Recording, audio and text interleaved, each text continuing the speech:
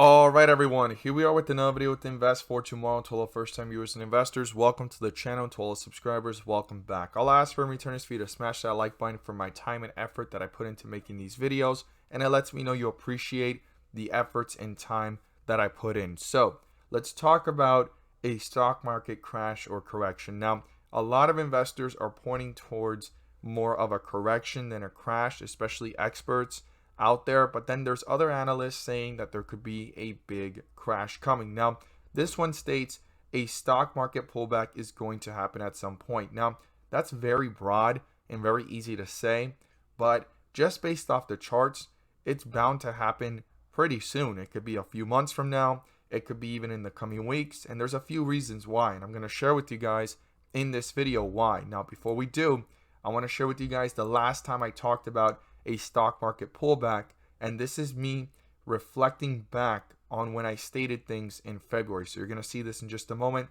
I posted this video March 8th, 2021, and this is how the stock market was actually looking. You'll see why those circles are important, and let's go ahead and fast forward to February. So I went ahead in February and drew this out, right? This was February 18th. You can't really see it there because the play button and the line is there, but February 18th, we were around this area, and I had stated we could be in a pullback or the beginning of a correction, and I drew these circles, and there's a reason why. You want to pay attention to the peaks, not the bottoms, because the peaks are what you want to avoid. The bottoms are what are supposed to make you feel either comfortable to get into a position that you feel high conviction in, or to watch and see what's going on. And the peaks are the points where you're not supposed to start buying or anything like that, because every time a new peak was hit, there was a new low, and it just kept going in that downward direction. And you're going to see now, back to the chart, how the peaks are important, because right as soon as we hit them, started to pull back. And this is the point where you really want to feel comfortable making a decision, because as I always say, every pullback is the beginning of a next bull run, right? It's the setup of the next bull run. And you could see it here in these circles when I talked about it, and I've mentioned it before, and I kept it there. Those are the peaks. This is the line, and I circled that to keep it in mind. And what happened the rest of the months? It was the beginning of the next bull run. So when we pull back, we're going to be set up for the beginning of the next bull run. Now on the daily chart, everything looks like it's recovering. It has momentum, and we're nowhere near a pullback right now. The only thing that can start a catalyst for a pullback is the Federal Reserve, okay? And we're going to talk about that in just a moment. But when we go to the 30-minute, right, you can actually see that this is overextended in such a short period of time. We're hitting newer highs, and then it feels like it's going upwards in the RSI and the MACD. It might cool off a little bit. So it's going to be very, very confusing, because it might end up doing some type of consolidation up here, going down, and then it kind of bounces back up before a real pullback happens. Because on the daily, when you look at it, yes, the 30-minute is showing signs of overextended, but there's room here to go a little higher, and then it's going to probably set itself up for a pullback. Now, the only thing that can create that catalyst of pulling back even quicker is if the tapering discussion starts really early, or they start giving hints, right? The Federal Reserve stated they're going to give hints way ahead of time to go ahead and state to the public and other investors, and even analysis and everyone watching, when they're going to proceed with this tapering of bond purchases and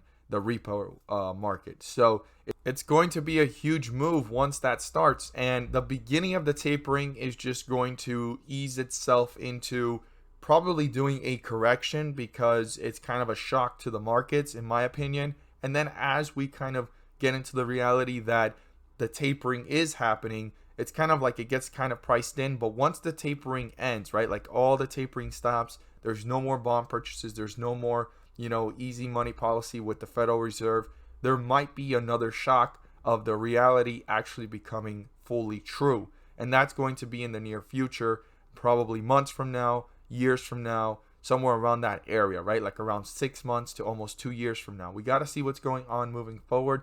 But in the short term, this looks like it's on its way to overextend again. We saw a slight correction here, and it's going to be so important going into these next months how the Federal Reserve speaks, how everyone reacts to it, how the market takes it, how the 10-year Treasury keeps on moving and it's going downwards, how interest rates and inflation are reacting.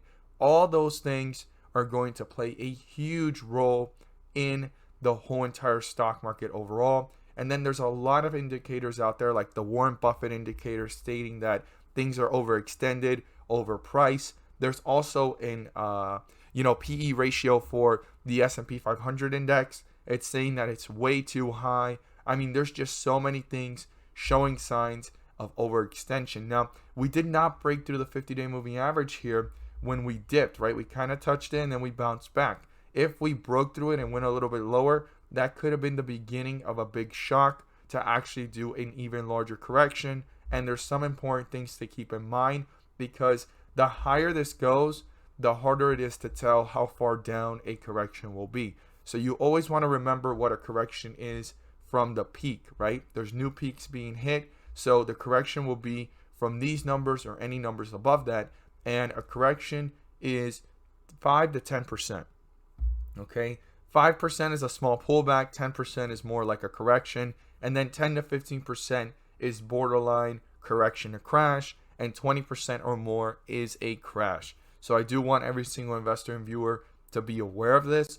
And the point of this video is not to be a bear. I've said this before. It's to be aware, and preparation is key. Now, through this is opportunities, okay? Because when these pullbacks happen, right, back in February and March, and even towards May, as the S&P continued going higher, but tech kept selling off, opportunities were forming. And over on my Patreon, I was mentioning a lot of stocks that today are up anywhere from 30 to 80% plus since we've mentioned them, and some of them are pulling back again. And that's kind of normal, because there needs to be some type of cool off and sell off because of profit taking. But the overall opportunities are formed in these pullbacks, and I've always said it, these are not setbacks, these are setups for the next bull run. And when you go through the history of the chart, you can see that every setback, in the eyes of the pessimistic but the optimistic, and you don't want to be too optimistic, you want to be a realist and you want to be focused, but when there is some type of optimism on how the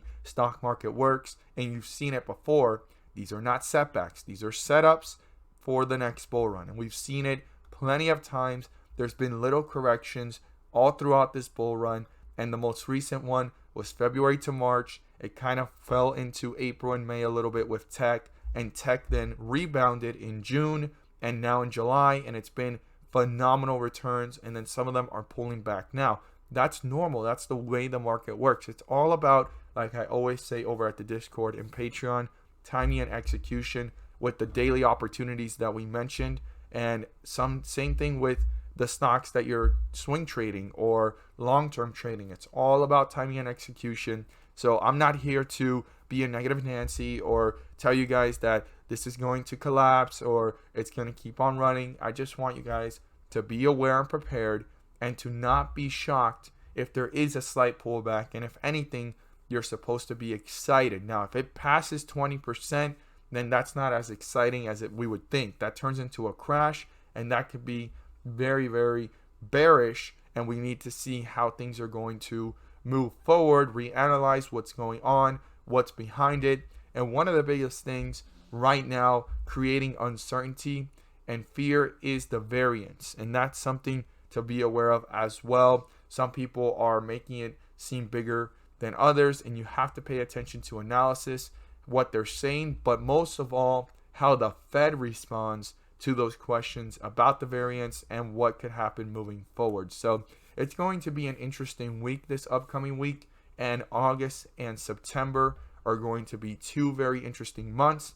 But always remember that in the stock market, opportunities are forming in the pullbacks, and they're the setups for the next bull run. We've seen it endless of times. It's just all about patience, dedication, and focus, guys. If you want to know what stocks I watch weekly and daily, you're more than welcome to join us. The link is down below in the description to the Discord and Patreon, and we look forward to having you join us. You'll become part of a growing community of investors, all looking to learn and grow together, and we look forward to having you become part of that as well. You can join us today. The link is down below in the description. And as always, thank you guys so much for watching, and let's make some money.